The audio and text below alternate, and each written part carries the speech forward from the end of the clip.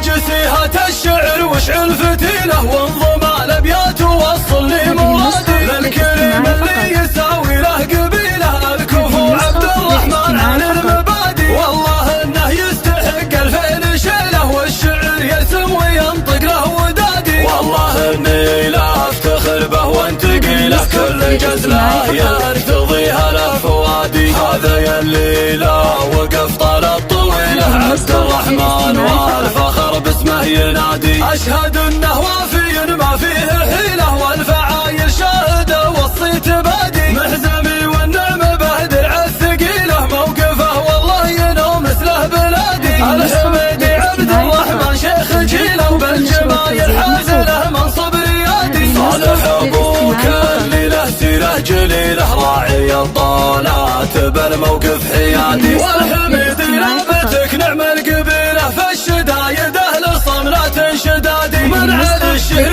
تعابير وشيله لك يا عبد الرحمن من صدق الودادي خوتك هي راس مالي والحصيله خوة على النقل طيب المرادي جعل ربي ديمه سنين طويله يا حزامي وانا درعك والعتادي